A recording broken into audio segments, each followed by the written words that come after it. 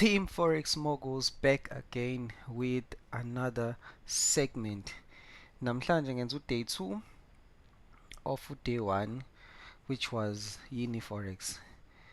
Before ngiqale ngisafisa nje ukuthi ngidlulise lesi sixwayiso konke nje amavidiyo engizowenza lesi sixwayiso nje ngizoqala nibone ngaso ukuze abantu ba-understand ukuthi i-serious kangakanani le ndaba le.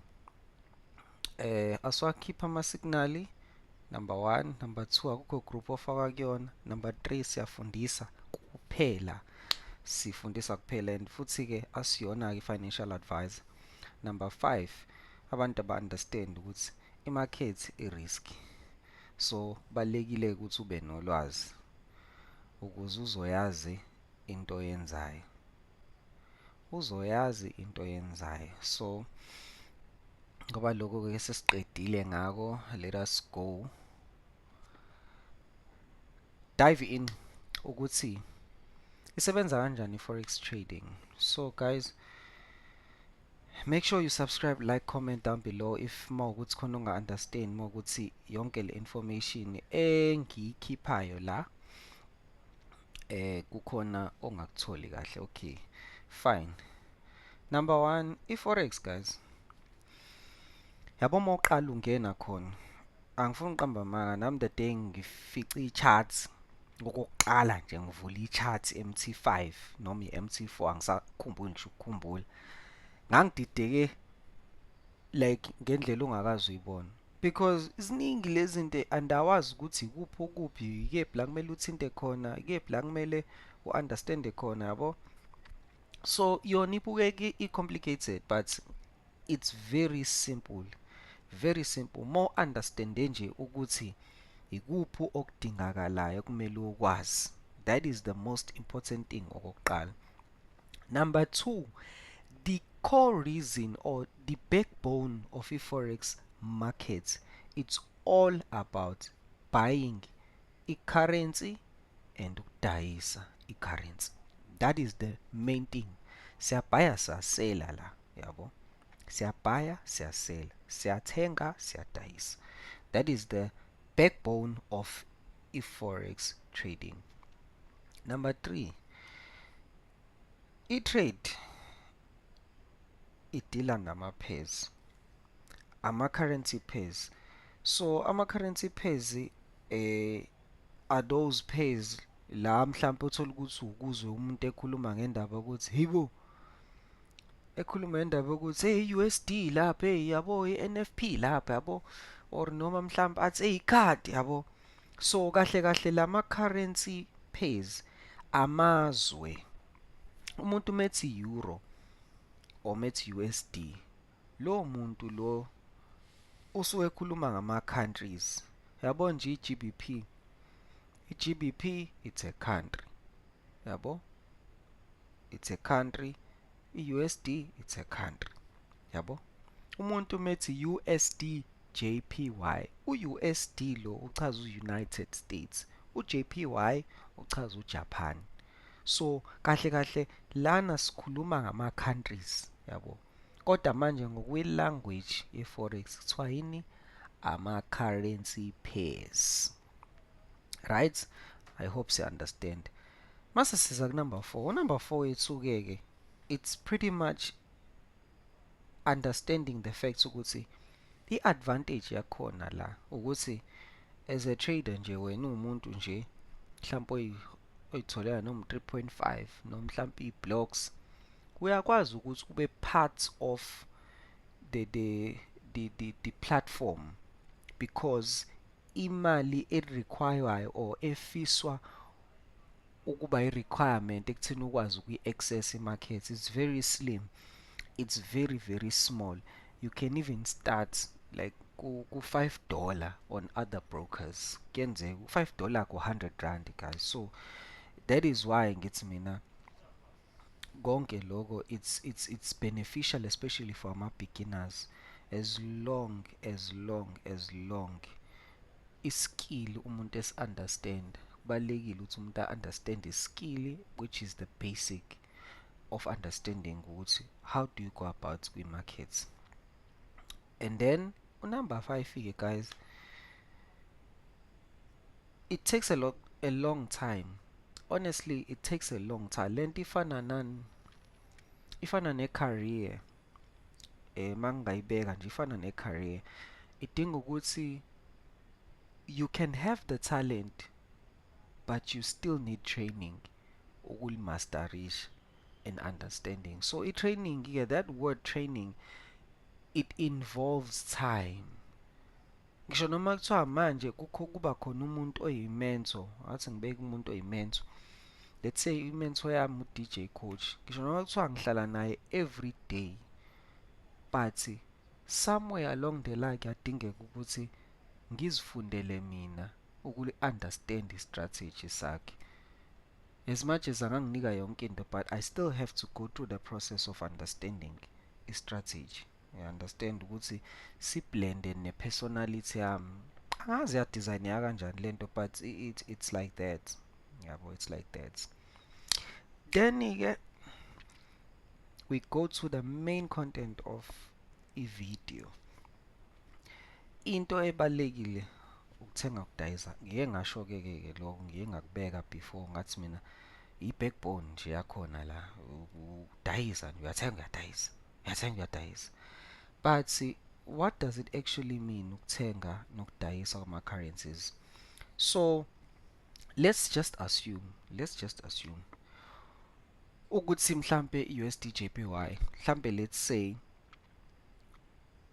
you are expecting it ukuthi izobhaya or izonyuka, yabo, izonyuka.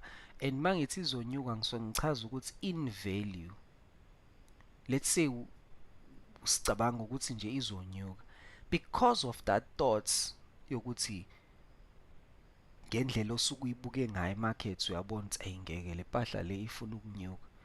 Because of that thoughts, then the only option for you to do is to buy it, because ukuyithenga kwakho, it means by the price le, by the price le kuyona right now uzoyithenga shuthi izobisa incane compared to le price le expect ukuthi inyukiye kuyona, so that you can gain a profit.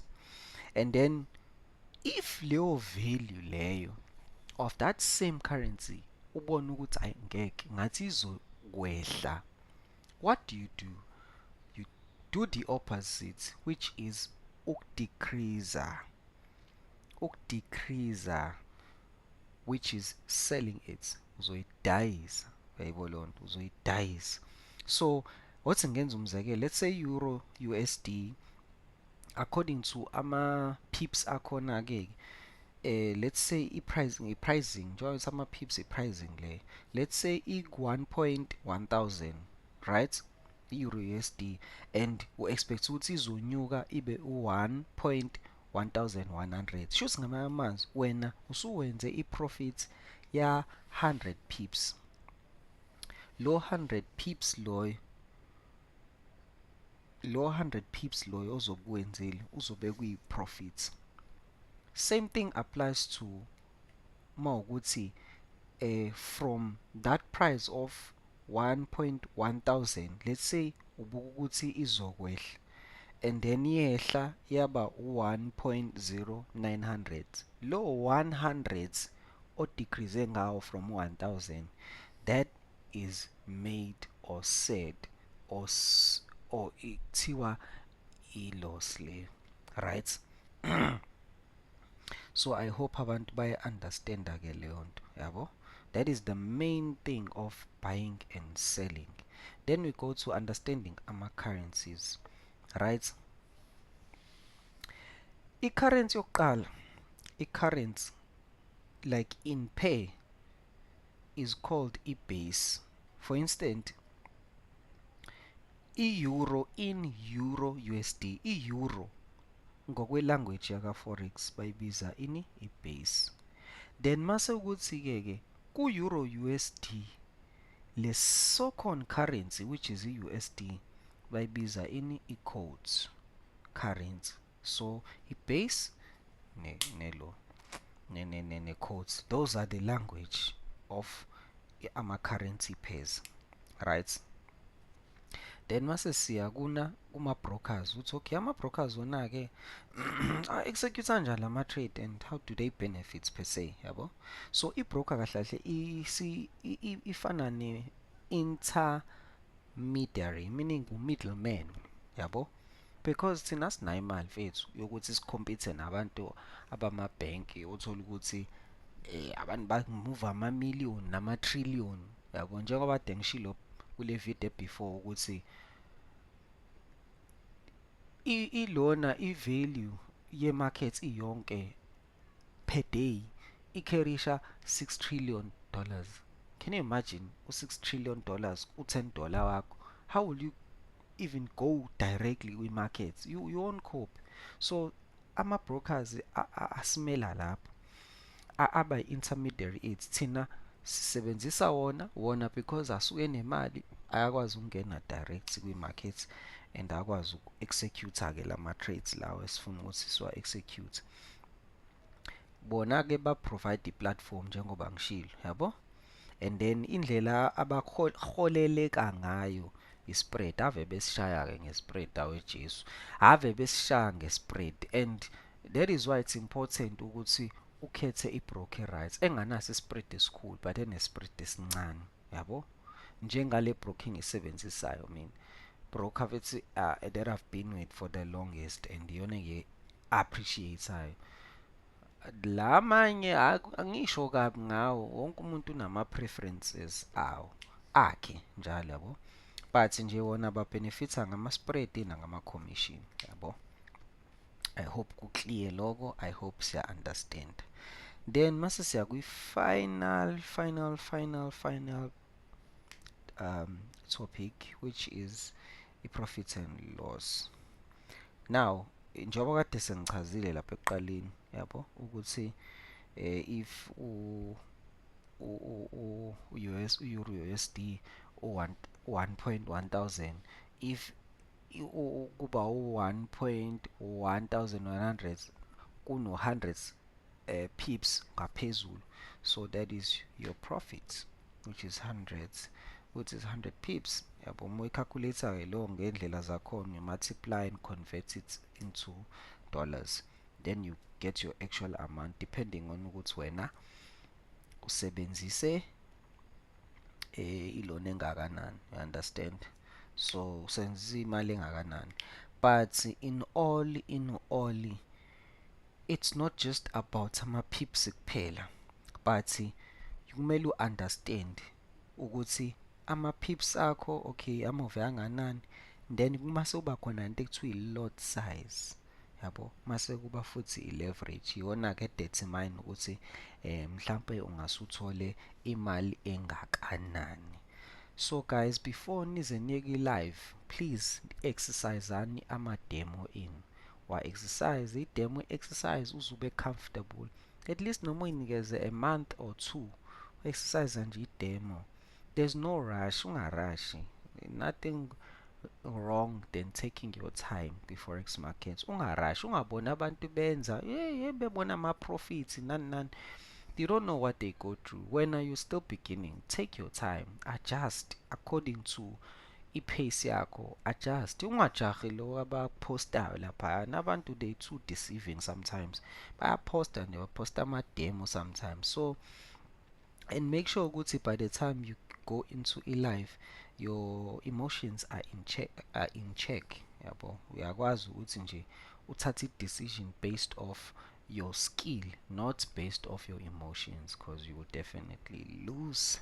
So guys, thank you so much for the video, thank you so much for this opportunity, and make sure you subscribe, like, comment down below. If ever kukhona umuntu understandi as njengoba ngishilo, have a comment abantu, and see you on the next segment. Team Forex Moguls, danko.